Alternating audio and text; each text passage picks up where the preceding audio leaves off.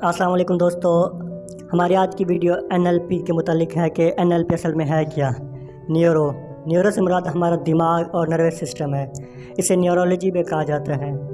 इस मौजू में हम सीखते हैं कि हमारी 5 हसियात यानी देखना, सुनना, महसूस करना, सूंघना और चखना बाहरी दुनिया की मालूमात का फ़हम और इदराक यानी परसीव करने में कैसे हमारी मदद करती हैं, और फिर ये परसेप्शन कैसे हमारे माइंड में अपने असरात मरतब करता है, और कैसे ये हमारे लाशऊरी जहन में अंदरूनी नकोश बनाता है, कैसे हमारी मेमोरी तश्कील पाती है, और फिर ये मेमोरी कैसे हमारे लिए काम करती है, और कैसे ये याददाश्त हमारी ज़िंदगी की क्वालिटी को तय करती है।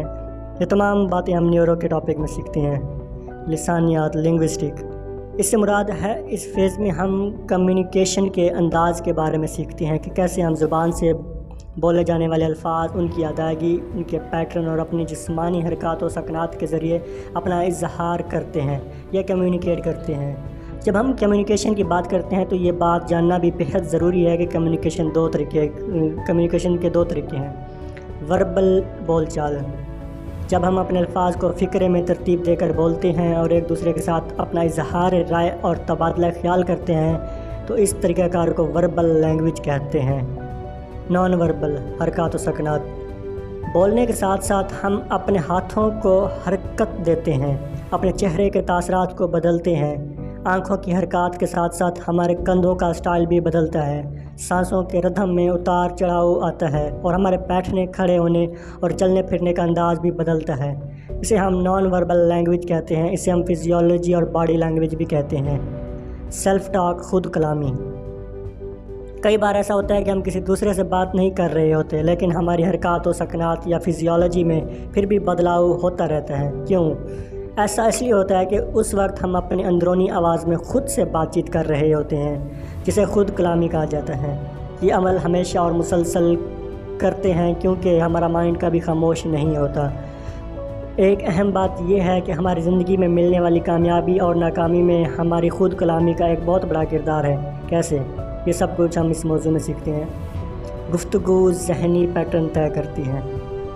जब लोग एक ख़ास कैफियत में होते हैं तो वो कैसे बोलते हैं, उनके चेहरे के तासुरात कैसे बदलते हैं, उनकी फिजियोलॉजी कैसे तब्दील होती है, यानी उनके एक्शन और रिएक्शन के पीछे कौन कौन से पैटर्न छुपे होते हैं, और कैसे इन पैटर्न का सहारा लेकर वो अपनी ज़िंदगी में आगे बढ़ रहे होते हैं या पीछे जा रहे होते हैं या फिर कहीं पर फंसे होते हैं। हमारी कम्युनिकेशन किस तरह से हमारे माइंड और ज़िंदगी के पैटर्न को बदल सकती है।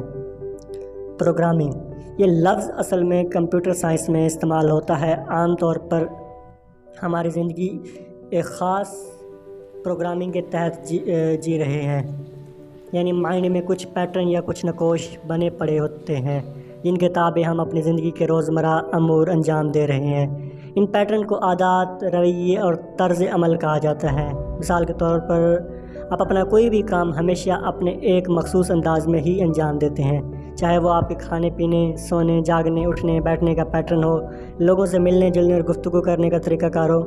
आप गौर करें कि आपका कपड़े और जूते पहनने का भी एक मखसूस पैटर्न है। किसी खाने को देखकर आप बेबस हो जाते हैं और किसी खाने को आप शदीद नापसंद करते हैं। किसी फ़र्द को देखकर आप हमेशा सुकून और राहत और चाहत महसूस करते हैं और किसी फ़र्द को देखकर फ़ौरन आप घबराहट, बेचैनी और उलझन महसूस करते हैं। किसी मखसूस जगह पर बैठकर आप हमेशा अच्छा और पुरसुकून महसूस करते हैं और किसी जगह पर आप अच्छा महसूस नहीं करते। किसी ख़ास मौसम में आप हर बार खुद ब खुद उदास हो जाते हैं या खुश हो जाते हैं। ये तमाम बातें ज़ाहिर करती हैं कि इन तमाम चीज़ों के आपके माइंड में कुछ प्रोग्राम मौजूद हैं और आप इन प्रोग्रामिंग के तहत बिना सोचे समझे और जहन पर बोझ डाले एक खुदकार तरीके से अमल करते चले जाते हैं। अहम बात जानने की ये है कि आप इन तमाम प्रोग्रामों को दुनिया में अपने साथ नहीं लाए, बल्कि आपने इन्हें इस दुनिया से देखकर, सुनकर, महसूस करके और बार बार प्रैक्टिस करके सीख लिया है और अडॉप्ट कर लिया है, और वो एक मखसूस अंदाज में डिलीवर करते रहते हैं और कर रहे हैं।